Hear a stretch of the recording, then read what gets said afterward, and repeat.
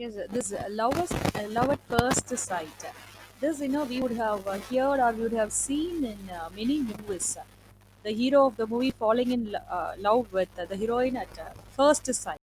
The same thing, a similar scene, or the same feel. That is what happens here. He was a very popular, famous writer. He was disturbed by the beauty of a small boy. He's just around 14, and his aristocratic, that is the boy's aristocratic clothes and his jewelry suggest that the family possesses great wealth. So next morning, Aschenbach finds the weather still overcast and air heavy, so which makes him to recall his previous visit to Venice, during which similar weather had caused him to fall ill and forced him to return home. He wonders whether this trip also will end in the same way. And at breakfast, he meets the Polish boy who arrives late to the table with his family. And again, our writer, that is Aschenbach, startled by the boy's godlike beauty. And he mentally compares the boy to Eros, the Greek god of love.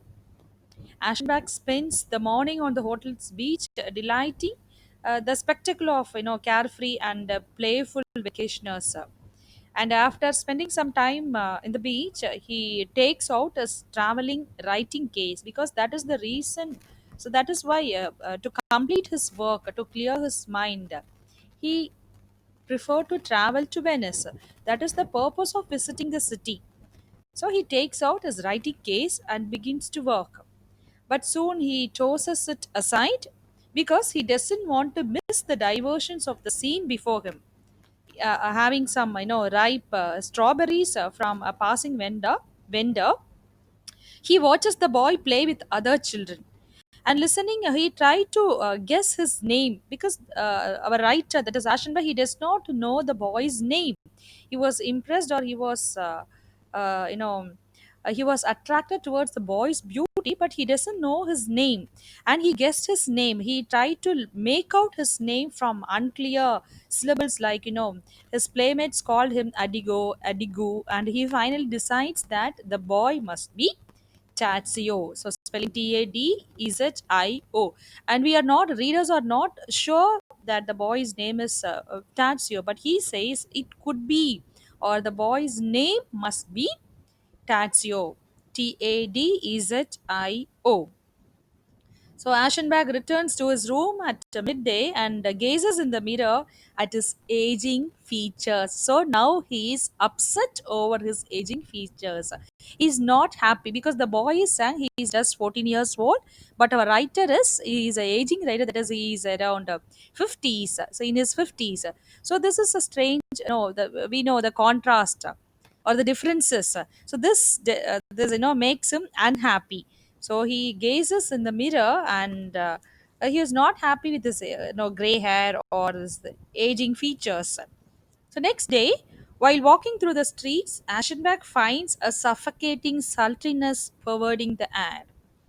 He feels a feverish excitement, and knows that his own health is in danger because he is an aged writer. He is not a healthy man, and he feels that something fishy is something wrong is happening in Venice, and he officers or the other staff in the hotel, they try to hide some secret from the tourists. So he begins to sense something wrong, but still he decides not to leave Venice. He wants to stay in Venice because he does not want to leave or depart from the boy.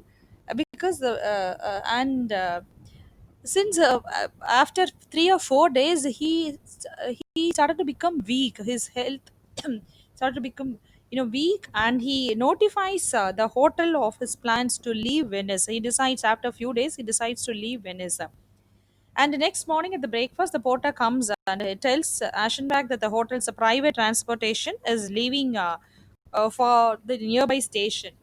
And Aschenbach wished to meet the boy before he leaves, but he was hurried by the porter that the coach might leave without him. So he decides to leave without